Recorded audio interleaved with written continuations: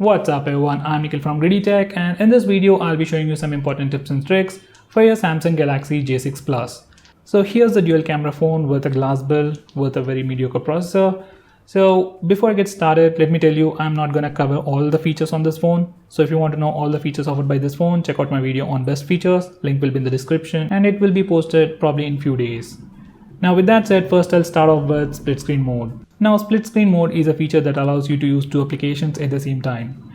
So to use that, normally on other phones we can simply press and hold the recent apps button, but that doesn't work by default on this phone. So to make it work, first you need to go to settings and then select advanced features. Now then select multi-window and make sure this option is enabled. That's use recent apps button. Now once you do that, you can open any application and press and hold the recent apps button over here to open the current application in the split screen mode. Now you can select the secondary application from the list over here. These are the recent applications. Or else you can press the home button and select the secondary application from your app drawer or any of these applications. For now, I'll just select YouTube. Where is that? Okay, here it is. So at the top we have the Google Play Store and at the bottom we have the YouTube application, and we can watch videos and do other stuff parallelly as well. So here's a quick preview. We play Deathstroke. You are aware of it? So I'm able to watch a video on YouTube and use this application as well.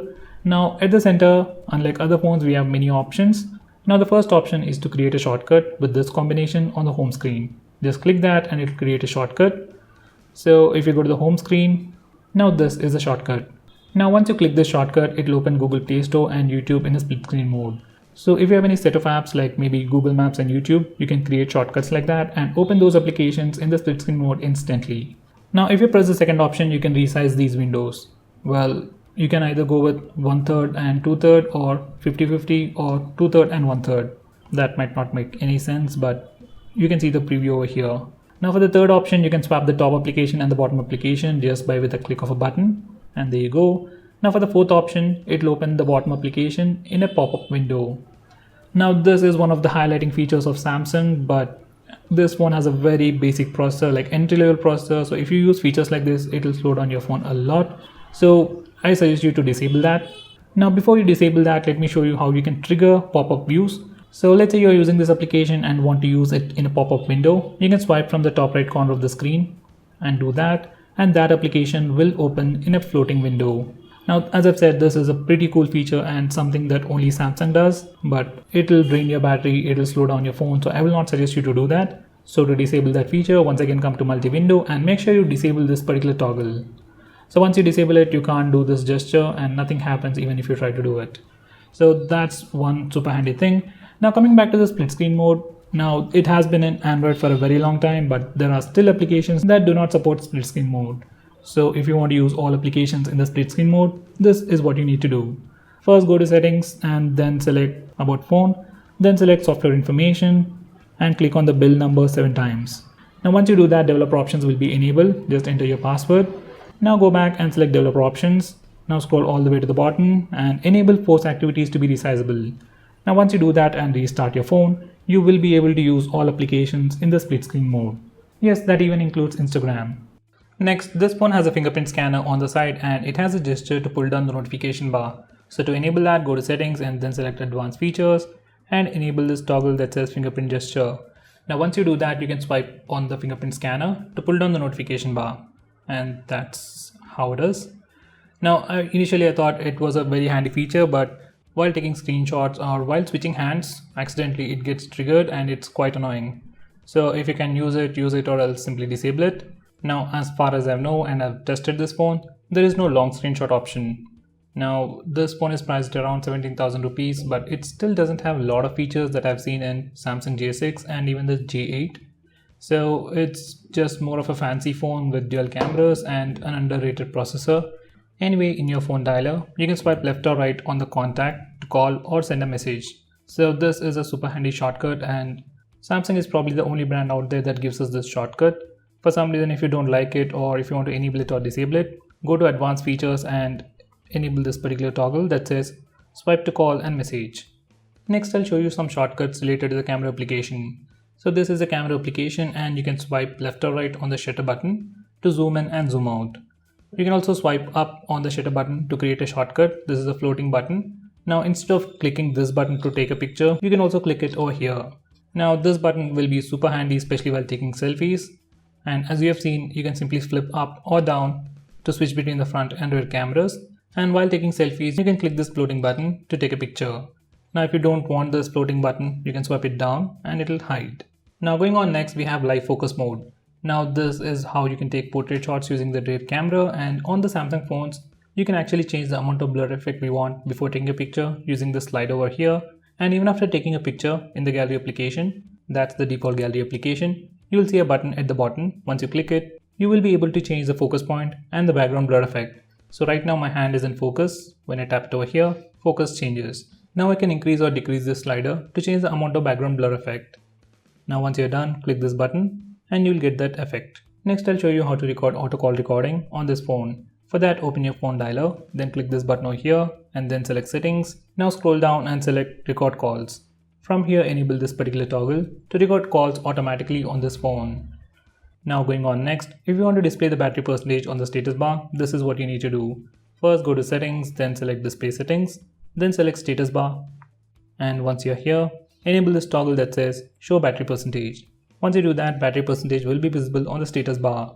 Now in the same display settings, we have navigation bar settings. Just select that and enable this particular toggle. Now once you do that, you will see a small dot on the left side of the navigation bar. You can double tap it to hide the navigation bar. Now if you want to see the navigation bar once again, you can swipe up and these buttons will be visible. After some time, they'll hide again. Now if you go to the home screen, navigation bar will stick, but whenever you open any application, navigation bar hides.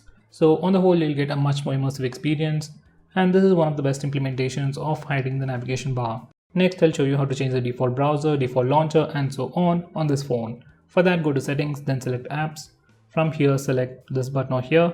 Now select default apps. Now from here, you can change your default browser. You can set it to Google Chrome or UC browser, whatever you want. Next, from here, you can also change the calling application. That's your phone dialer. You can also change your messaging app. That's SMS application. And finally, you can change your default home launcher. So let's say you've installed a Nova launcher or some other third-party launcher. You need to come over here to change it or set it as your default launcher. Now going on next, this phone has tons of themes, but I personally like this high contrast theme. It actually looks amazing on an AMOLED display. So if you want a dark themed Samsung phone, you can also give it a try. So let me just apply the theme and show you how it looks like. Now the theme has been applied, and as you can see, the navigation bar or the notification toggles have been changed. Even the settings page is completely redesigned, or it's just a black background now. Even the recent tabs page is completely redesigned, or you just get a black background. Now going on next, this phone has a feature called Dual Messenger, which allows you to use two instances of the same application. Like you can use two Facebook accounts, two WhatsApp accounts on the same phone. But this feature is limited only for few applications, like only social media applications. But let's say if you want to use two Paytm accounts or two Swiggy or two Zomato accounts on the same phone, this is what you need to do. First, you need to configure secure folder, and once you do that, simply open it up. If you set up a password or if you are opening it for the first time, it'll ask you for the password. Once you enter the password, you'll enter into this particular folder. Now let's say if you want to use two Netflix accounts. So for that, open secure folder. Now then select add apps. Then add the Netflix application. Now this is one instance of application, so you can log into this application using one ID, and even outside that's your regular app drawer, you have another Netflix application. So you can have two Netflix accounts and you can literally use two accounts on this phone for any application. So let me just show you this. So this is your default or regular Netflix application, and this is the Netflix application from Secure Folder. So Secure Folder is actually a really awesome feature. It also offers you a lot of cool features like you can hide files, messages, and so on. But the problem is, as I've said, this phone comes with a pretty entry-level processor, so if you use Secure Folder, it'll slow down your phone. So if you don't use those features or don't want your phone to slow down, don't mess with the Secure Folder feature. Now for the final tip, if you're really running low on battery, let's say 5 or 10%, and if you don't want your phone to die on you, you just want the standby time maybe to answer calls and send messages, then just go to battery settings, just select device management, then select battery, and from here enable max power saving. Now once you start this or once you enable max power saving mode, all the applications will be killed in the background. Your phone will become literally a dumb phone. You'll just have access to like 8 applications and that's it. You can't do anything else, but the standby time of your phone will increase a lot. Now for one good thing, you can also use Wi-Fi and mobile data, even this ultra power saving mode or max power saving mode. So you can still use apps like Facebook, Instagram, WhatsApp and still have better battery life. So guys, those were all the important tips and tricks for your Samsung J6 Plus. If I missed out on anything important, do let me know by commenting below this video. And if you're planning to buy this phone for some reason, use the link in the description. It always helps the channel. And if you want me to make any specific video, tweet out to us with the hashtag AskGreedyTech on Twitter and I'll try to make it as soon as possible. I'm Nikhil from Greedy Tech signing off. Have a nice day.